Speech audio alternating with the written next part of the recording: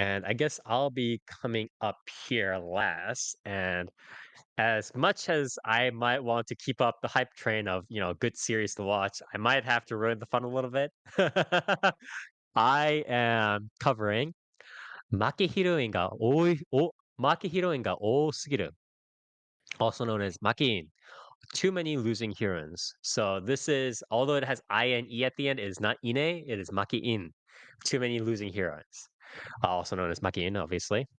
So this is originally this was I believe a web novel original that became a light novel original published by Shogakukan.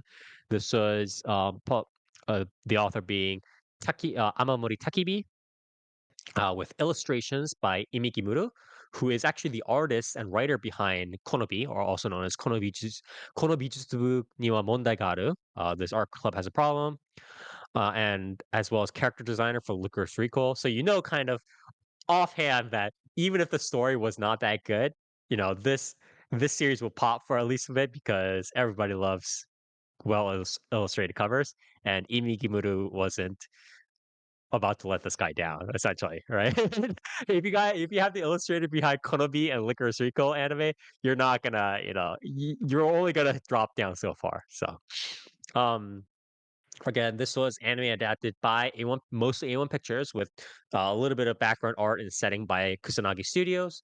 So, what the general staff for this was that uh, Kikuchi Yuichiro, who was the animation producer, kind of drew out and gathered a lot of the big guns and the longtime veterans who are associated with A1 Pictures, especially those. He also drew a bunch of people who are related to the recent sort of A1 efforts on the Kaguya-sama season 3 team, right? So that he brought a lot of them together, and he gathered them together to work under the lead of one Kitamura Shotaro, who is this is his actual first major directorial debut, and this is actually only his second work in collaboration with A1 Pictures. He did work on again the Kaguya-sama season 3 storyboarding and episode director work. And he's done storyboarding and episode direction and some animation direction for stuff like Card Fight Vanguard, for Pokemon XY, for Inazuma 11, for some of the more recent Pokemon movies, but most of those been without A1. So this is him coming back home to roost alongside the rest of the Kaguya-sama season 3 team, as well as some other veterans here. So it is definitely an interesting team. So a lot of them again are long time veterans, both in and out of A1 Pictures, but a lot of them have been involved with A1 Pictures stuff. For instance, Yokotani Masahiro, huge veteran for doing. He's done series composition and script stuff across various series under White Fox, KyoAni, A1 Pictures, JC Staff. Stuff like K-On, stuff like Freeze, so on. Just a lot of stuff. Um, Kikuchi Yuichiro, again, being involved with Kaguya-sama all seasons, as well as some of the, I want to say, 2011 Higurashi OVAs, and you'll see some of those connections kind of come into play. Chief animation director and character design done by Kawakami Tetsuya, who's a huge veteran all the way back to just the early 2000s days, and I think even further back, stuff like Sakura Wars, Scride, Full Metal Alchemist, and he's worked with at least a few other A1 Picture stuff, such as the Idolmaster animation, 86. He's done animation director work for stuff like Kaguya-sama, Oreimo, Sword Art Online Season 1, so on. 3D director, and this is where it gets a little bit interesting, is Kuribayashi Yuki of A1 Pictures. Again, worked with Kage-sama. You can see where the connections are here. The 2011 Higurashi OVAs, you can see where the connections are. Kanagawa, a little bit work on Kanagawa Jet Girls, Hanefura, the Otome, like the destruction flag or whatever, death flag stuff. And one last thing I want to mention about this 3D director is that he was also the 3D director for the Akunohana anime. Oh So shit, dude. so he there is a part so the opening for this series is very much based on the ending for one of the first ending for this series is based on a lot of rotoscoping. And for a second, I was just like, "Where have I is this this is very Akanohana like."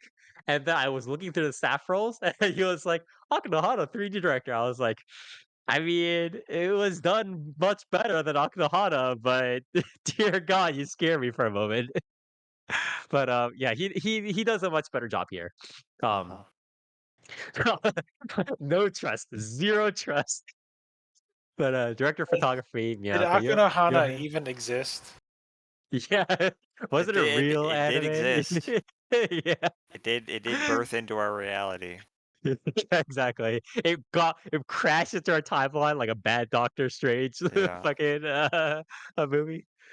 But, yeah, other again, other staff members also being involved with stuff like Kaguya-sama, FGO, Silver Spoon, Fairy Tail, again, Onimai, sound directing, Licorice Recoil stuff, Sangatsu no Line. They're just the veterans are all over the place, and it's just a very, very experienced team that came under this director, and you can kind of see it in the audiovisual quality here. It's just very I would say it's very solidly above average, and that's gonna be part of my kind of scoring overall for this series. And there isn't a lot of you can tell it's a lot of the animation has it's not slowed down necessarily, but it's like it doesn't have as many in between frames as you might expect it to have. Um, but again, there's not a lot of, like, running and, like, flipping over and, like it's not a battle anime, right? It's a slice of life anime where they're just kinda sitting down or shooting fireworks or, you know standing up or whatever once in a while.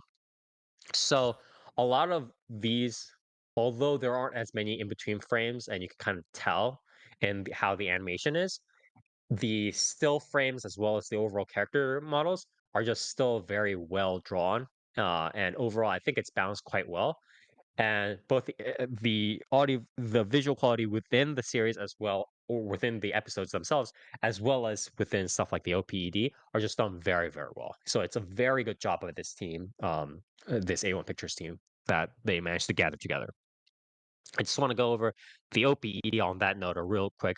The opening is the music is Tsuyogaru featuring Mossa of Nekri Toki, Necrai Toki, uh, by Bocchi Boromaru, who is sort of the female singer in this opening. Again, visuals are very high quality, so A1 just pulling themselves up together.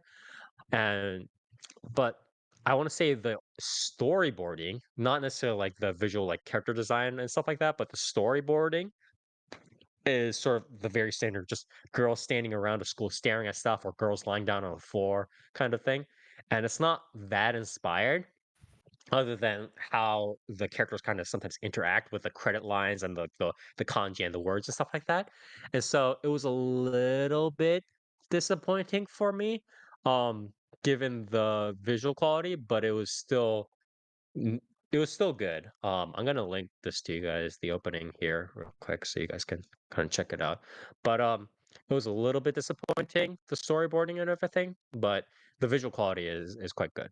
Um the song itself is a very standard high tension J-pop and a song reminiscent of the early sort of 2010s openings for stuff like rom-coms. Again, the vocals are great.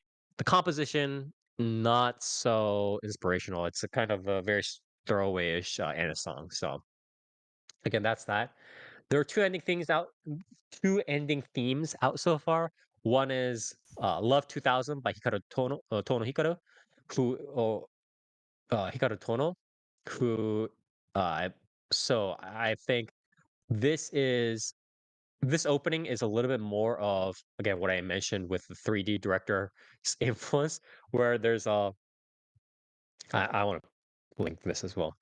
Uh, there's a lot of this rotoscoping going on and this filters to evoke this sort of early 2000s 90s style feel with this sort of like Japan cityscape as a focus, almost those sorts of like lo-fi tunes or whatever. And um sorry, the ED one, right? The It's a lot of like rotoscoping and filters to evoke this older style, but the song itself is again very standard kind of older Anna song, nostalgic Anna song. And The ED, the second ED, is a little bit more the second ED, which is Crazy for You by Yakishu Remon, who is one of the heroines in the female characters in the story. The voice sung by the voice actress Wakayama Shion. And this second ED is a little bit more of a modern rendition with like kind of watercolor style digital art. And again, I want to say both have an above average ED, both in terms of visual and musical quality. Although it does still kind of it's more of like a nostalgic effect with an older style of analog for EDs. But I think they're definitely like a head up in terms of overall quality above the opening. I think the opening is a little bit too flat for my tastes. Although again, the visual quality is quite nice. So that's sort of what I mainly had to say about the audio visual quality. The BGM again also wasn't that noticeable. So going back over going back over the voice acting cast. The voice acting cast is the main character four characters or so. The main couple of characters are this sort of group uh, group of up and comers in the voice acting industry. Obviously, a couple of them already have a decent number of roles underneath their on their belt, but they're sort of these voice actors and actresses trying to really become the famous boom, like every kind of a lot of people know their name, A-listers and S-listers that we're looking for. So um, two of them are a little bit newer, right? So we have Tono Hikaru, as one of the main girls, Yanami Anna, who she's had a main role in Car 5 Vanguard and a supporting role in Uma Musume. And we have Terasawa Momoka as one of the other girls here. Again, she has a main role in Yusuke Sanchi no Yon Kyodai, the four Yusuke brothers, siblings, as well as a supporting character in Blue Archive. And then they're kind of supported buffet from the back by again these sorts of new, more veteran up and comers. I want to say is how I would describe it. In Wakayama Shion, she did um, Takina, the main one of the mains in Licorice Rico. She did one of the mains in SSS Dynazenon, and one of the mains of Police in a Pod, I believe. And as well as the male character being played by uh, Umeda Shuichiro. So again, he's done a lot of recent male main character roles. Tenshitsuki, Zom 100, Shikimori-san, Shoshimin stuff, so on. So I think these voice actresses and voice actors will definitely, I think if they keep on this trajectory, will become proper, real common A-listers like an Uchida Maya, like an Uesaka Sumire, if they really kind of flesh out properly. But they are again a little bit more green behind the wet behind the ears right now, so to speak. Um, Supporting cast, a lot of the standard names that you might see these days: Tanzaki Atsumi, Waki Azumi, Anzai Chika, Saito Chiwa, um, Gueda Reina, stuff like that. With like Sumines, so on and so forth. So the people that you kind of see all the time. So yeah, that's sort of the staff, the audio visuals, and I'm gonna go straight into the story now. I'm gonna read off the premise real quickly here. Plain, boring, and friendless Nukumizu Kazuhiko has witnessed something completely baffling. Popular girl Yanami Anna was friend-zoned by her childhood friend and crush. In fact, all of the popular girls around him are getting similarly rejected by the boys they like. Without realizing it, Kazuhiko becomes entangled in the relationship drama where all the leading heroines are losing out on love. Can you keep their spirits up and help them find happiness?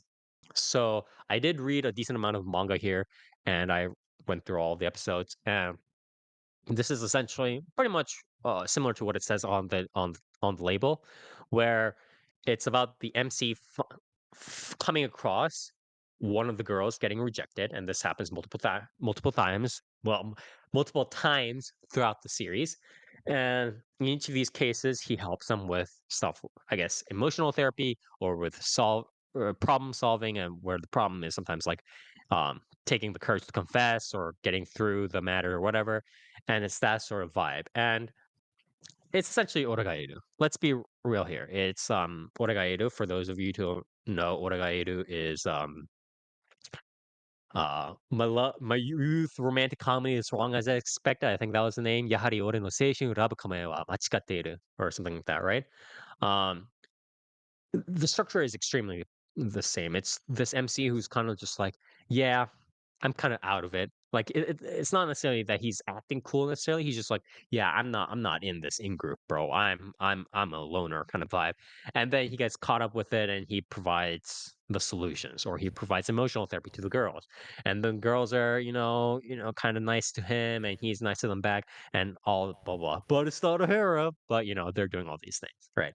So it is again essentially Oragairu, and the MC is premise wise supposed to be not really that heavily involved with the girls, and he's just supposed to be the psychic like helping them, but is essentially the structure is essentially a harem MC. It is a rom-com harem MC, and the girls are like, huh? He's he's actually nice. And they're doing the standard like fan service scenes here and there with the girls in the locker or like them blushing whenever he says something unexpectedly nice. And then, the girls sometimes, acting nice to him back and blah blah blah blah. It's the same shit. Um I would to the people who are all out there that are like, this anime is so unique. This anime is about the girls who lost love, or the anime about heartbreaks, or trying to write these weird video essays about how unique Makeine is. I would say don't waste your time. It's not. You guys are sort of missing the forest for the trees, right? There are these slight variations that I'm going to talk about in a bit within the story, but these variations do not structurally make this a unique rom-com or make this that much different from again something like an Oregairu. Right. So the variance I would say from Oregairu, again, this sort of emotional therapy problem solving kind of thing, um, in a school life setting, is twofold. One, there is compared to what I do, there's much less drama about the individual backgrounds of the characters. So what I mean by that is that there's much less like my family. I am the only daughter of a Zaibatsu, and then I was raised by my father to be a prim girl, but then never enjoy all that sort of like dramatic shit and like I gotta never enjoy stuff or like I got involved in this like betrothal like forced marriage or some fucking bullshit like that. There's much less of that in here than there was in Oregairu, and that was part of why Oregairu sucked a lot of donkey cock, right? It's part of why I What? hated Oregairu a lot because there What? was just like all this background drama individually for these characters that are like, I was actually part of the mafia gang, or like I was bullied, or like all this fucking trauma dump But shit, right? Um, dude, Hachiman is so base and cool and Oh, badass. he's an alpha MC, like the beta MCs. Oh my god, Chad life. Yeah, it's I fucking hated that part of Oregairu amongst the many things I hated about that series. But there's a lot more the drama. Obviously, there has to be that drama to create the catharsis, to create the progression, right? A lot of that drama in Makein is set upon the initial sort of relationships within the arcs of the female characters with the other supporting cast members. So the drama is immediately like, okay, here's the relationship. You are more or less sort of like a standard normal student or normal character slash human being. How are you going to get out of this? So that's where the drama comes from. Um, so this plus the fact that it is like a very standardized like relationship interaction, right? The drama is much more muted, right? You're not in this thing where you're like, oh, the main girl is part of a betrothal or whatever the fuck other like drama kind of weird stuff, right? I'm like, I'm so poor and I was bullied and all this crap, right? Um, the muting of that sort of drama into a much more standardized and real life interactions in Makin makes this definitely heads and shoulders better than Oregairu. Although again, that's a very low bar. And I would say that this is probably the main value of this series. This is why you should watch the series if you do want to watch it. Um, how and this also again makes it fall into less danger of railroading because if you have the problem with telling extreme dramatic backgrounds, like I am the son of a Zaibatsu. I am a super poor person. I was raised by strict parents to only play the piano and never make friends with anybody else, all that crap, right? Um, the problem with these extreme backgrounds is that the author is forced to then railroad the MC into these sorts of characters to interact with them, right? Because it's much harder to find your regular run of the mill cool problem solving MC with these different characters if they're all having their own weird, unique issues, right? If they're just regular characters, yeah, you might bounce upon them, you might come across them, and that might be a regular interaction that might happen in a series, in a story.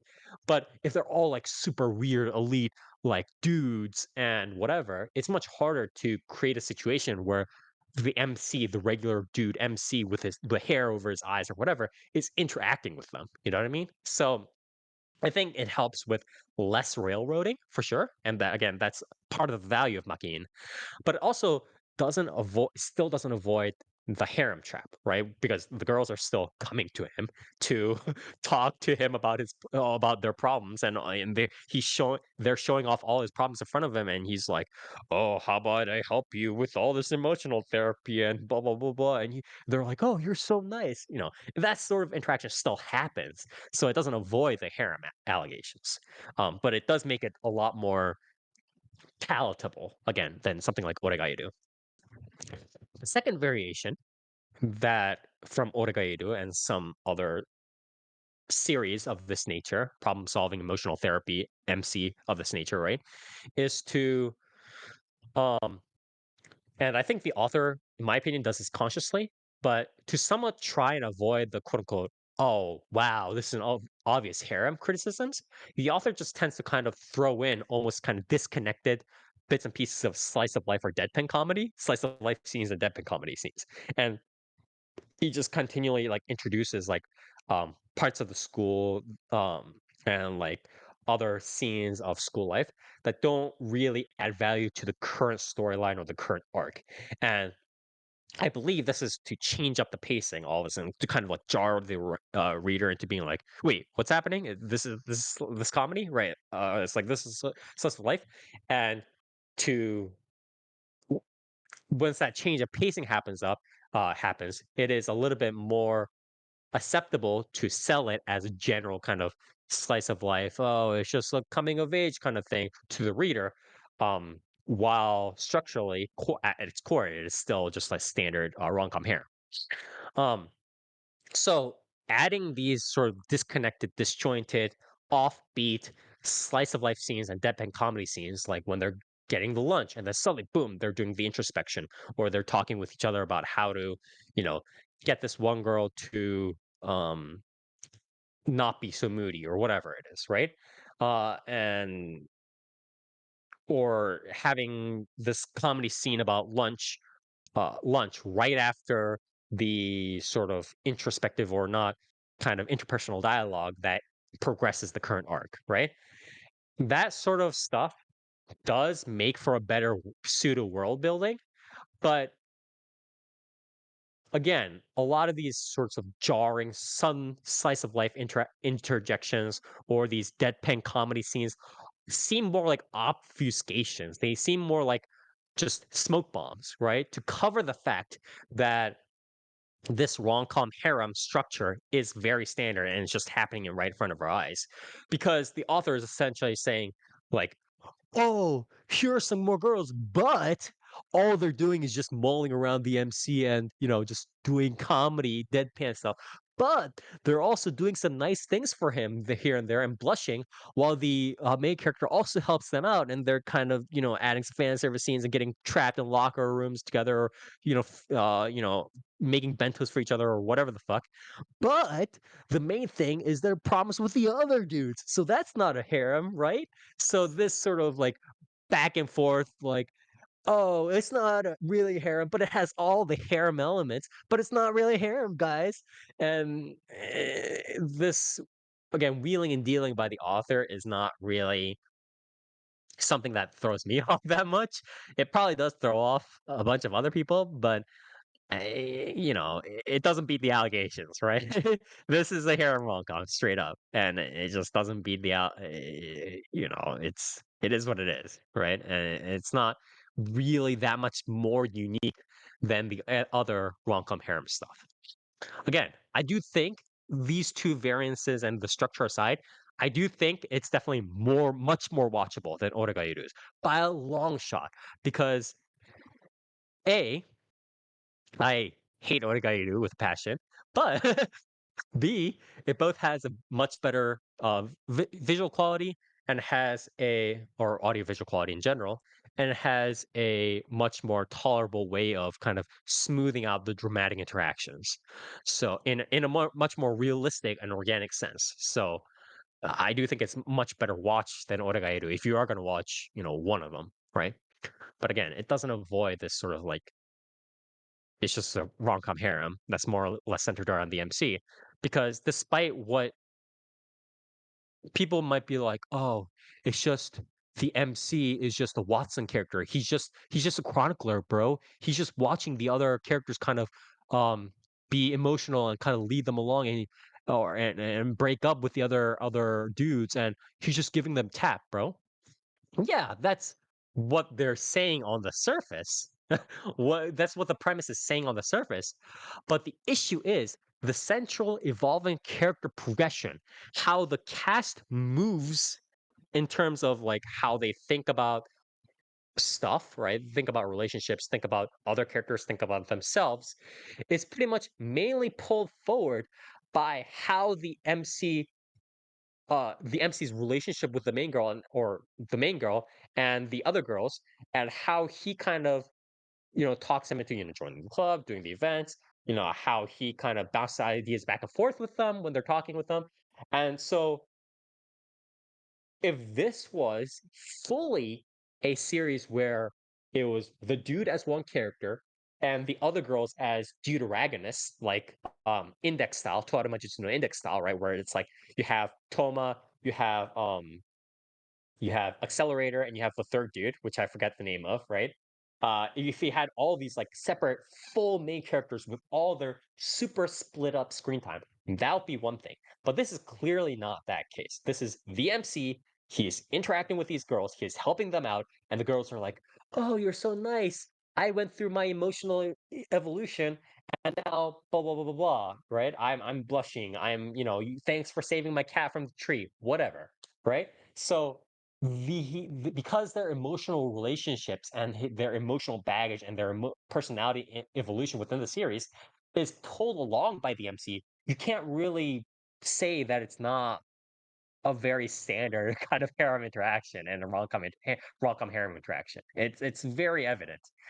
Yeah, Um, I mean, what have you been saying for like years now? Like the whole like saving, yeah, like you save like one of their she's saving cats cats in a from a tree. Yeah, fucking exactly. tree. Like, And they're like, "Oh, thank you so much." Yeah. Mhm. Um, so and for the people who are like, again, like they didn't say he liked they none of them ever say that they like the main character, bro. They're clearly liking the other dude. Note that these sorts of like the rom-com harem series as a category, like a general genre, the way we know and recognize it, we don't necessarily have to have some sort of hard commitment or proper resolution or declaration of love for it to be grouped underneath with these other sorts of like harem series. For two examples that I would like to note is one, Haganai, also known as Boku wa Tomodachi ga Sukanai, right? It had a terrible, not real fucking troll resolution that was apparently thought out by the author 10 years ago before the series ended, where the MC, the main character, ultimately, spoiler alert, didn't go out with anyone at the end, and she was just like, "Yeah, I like macked with this girl once, and then I just broke up, and then we just ended up eating dinner together." It's like there was no real like actual proper resolution or like you know like cathartic kind of finish of any kind. It was just like, "Yeah, screw all of you" kind of thing. So that was a series with a terrible, not proper resolution that people will obviously admit that it is a harem. And then on the other hand, we also have something like Seitokai no Ichizan, the student council's discretion, which literally the initial sort of setup premise was the idea of the MC thinks this is a harem, but it's not really a harem because all the other girls are just looking at him as a friend, like a confidant. They're all indebted to him, and they're just kind of, going along with this like harem play, right? Even though the MC wants to be real, kind of harem-ish, not really. Like there's like a weird complication near the end. But this is a quote unquote pretend harem or whatever it is. So they played with that as Seitokai no Ichizon played with that as a premise. And at the end of the initial sort of set of books, right, for that series, all the initial first generation girls moved out at the end. None of them went out with him, right? He moved out, they moved out all at the end, and he was left with sort of the second generation, kind of like how Kaon did it, right? With one generation going out and the second generation coming in. So you in these two series, you have stuff that doesn't have proper resolution, um, doesn't really properly play out with like on premise level is like, oh, we're not a real harem, we're just making fun of the male character, bro. And yet both of these series, Haganai and Seitoka ni Ichisan, I think most people will admit is a proper rom-com harems are both proper rom-com harem series, right? So to say simply, right, just brain dead, oh, because they're not explicitly like, I like you, main character, in the series, because they're not explicitly saying that, disqualifies this series from being a harem, is not really it's a very green eggs and ham interpretation. It's a very basic interpretation of what we know to be the modern rom-com harem genre. So um, I would still consider Makeine very solidly within the realm of the standard rom-com harem genre, and within that, again, much better than Oregairu for sure. But there is nothing that really makes this series particularly special or particularly so much better than other series. I would probably actually give this a below average score if it was completely average and done with an average audiovisual quality, because you guys know me again. I dock points for lacking novelty, right? So I would probably have given this like a 4.5 or 4 or something like that, or maybe even slightly less. Nah, yeah, probably 4 points at a maximum, if it was completely average. But I do want to give it some extra points just because A1 Pictures, just visual wise, visual quality wise, absolutely delivered. So I do want to give it at least a point plus up. And with that, I would say probably it is a 5 out of 10 for me, for the series. But ultimately, don't believe all of the, weird anime documentary videos or whatever that are floating out there. They're like, oh, Makin is this once so unique anime series that is about how the heroes lose or whatever it is. It's just Oregairu under a different name, and it's pretty much a very standard rom-com harem series. Don't let people gaslight you. I'm sorry. I'm sorry. I have to be the bringer of bad news, but it is what it is. So, but yeah, I think if you do like this sort of like line of series, and again, if you do like Oregairu, in my opinion, you should watch Makin. It is a much more palatable series than that, and I guess it is a standard, romp. So if you like that, you should watch it. And the visuals are pretty on the candy for the eyes, so it's not bad. But I wouldn't expect too much out of it story wise, so to say. So, but yeah, that was pretty much all I had for my series, Makin. And it is Makehiroin ga Oosugiru, also known as Makeine Too Many Losing Heroines. It is actually, there's a lot of merch for this stuff already coming up in Japan when I was going around in like Akiba and stuff like that. And but it seems to be more of a, I hope it's a little bit more of a flavor of the month kind of thing. But yeah.